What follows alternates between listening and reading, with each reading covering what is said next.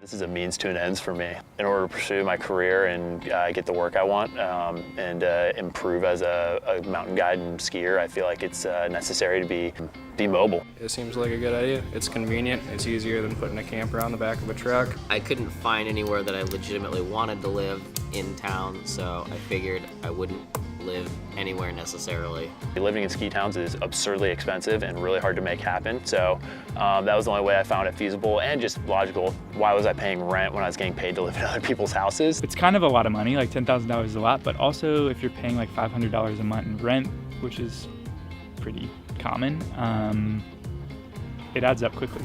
I didn't really want to buy a pop-up tent because it's about the same price as a van. So outfit it, put a bike rack on the back, and call it good. So it was kind of the best of both worlds, really. It allows you to live extremely cheaply. It also lets you basically have a room wherever you go. I'm glad that I did it, but at the time I kind of needed to put that money towards applying to medical school, and I wasn't going to have as much time to kind of travel around as I did before. So it was very bittersweet, very bittersweet. But I think I'll be back in a van at some point in my life. I've driven about 15,000 miles in the last several months. Actually, since I've had this, I've been all over. I drove from here. I used to live in Steamboat Springs, Colorado, so I drove back to Steamboat, saw some friends, got to go down to the Eastern Sierra and spend some time in like the Mammoth Lakes, Bishop area, guiding ice climbing. Did a trip up on Mount Whitney. Was in Jackson Hole for a week. Went down to Red Rocks in Las Vegas and was guiding rock climbing there. Was in Joshua Tree for a week, guiding climbing and climbing around, and then came back up here. Before actually getting flown to North Carolina, which was kind of nice, not having to drive all the way over there. I would spend around the fall in Yosemite, and then when it would start to get a little cold and rainy there, I would go to the desert like Indian Creek or Moab, up ice climbing in Banff or something, and then another winter I spent down in South America, which was great without the van. And then I would come back and spend like the summer months up in British Columbia near Squamish. Where are you gonna go in the van? Up to BC and then hopefully down over to Wyoming, ride some Jackson Hole, go to Montana, Idaho, all the hits. Throughout college, I just had a truck, and I was kind of like crashing in the back of the truck on weekends and like summer. Before this, I had a nice Toyota Tacoma that I frequently called home. To actually live out of something, I felt like for me, I needed a level of comfort that was manageable, especially doing it on the day-to-day. Otherwise, it's kind of a grim existence. I want to be able to stand up in the morning and put my jacket on and, put my pants on the same way everyone else does by jumping into them 2 feet at a time. You can try that. You fall on your face mostly. I'm actually pretty bare bones. I've really added a little light insulation, but that's going to get built on in the future. As I said, I've only been in here 6 months, and I've been traveling around working mostly. When I was in the van full-time just traveling, I was basically just climbing and skiing. So there's not like a whole lot you need. You have like a little bin of climbing gear, skiing gear, and like 1 or 2 sets of clothes. I probably shower less frequently than the average American.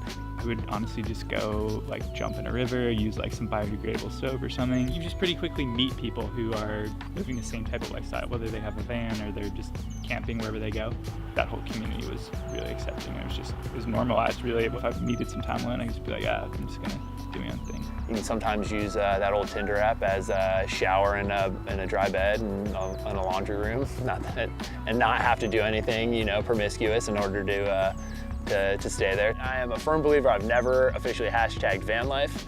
I find it's kind of ironic, especially a lot of people who hashtag van life, I find like probably actually live in a house and just have like a camper van that they use on the weekends. Like part of me wants to be a bit like cynical about it. Like everyone just wants to do it for all of the reasons of posting on Instagram and blah, blah, blah. And I think that probably is true, but it is also really inspiring to see like our generation so accepting of that sort of stuff. Like I don't really, especially in Bellingham, it's almost common. It's fun to like camp out of, but like when you start to live a day-to-day life, it becomes a lot more difficult.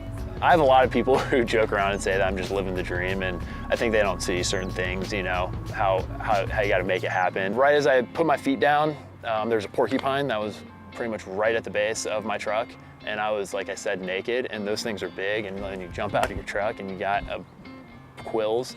the porcupine starts harassing me. So I'm sitting there holding onto a tree, grabbing rocks, throwing it at, yelling at the porcupine. Cause then like later I thought about like, dude, if I would have jumped out and like actually landed on it and been like quilled on the whole undercarriage, like how would I have actually like gotten to the hospital? And like I couldn't have sat back down in my truck. Like where I was is like 5 miles down a super bumpy Forest Service road. So it was just like, all these things were like, oh my gosh, that could have been horrible, just absolutely terrible.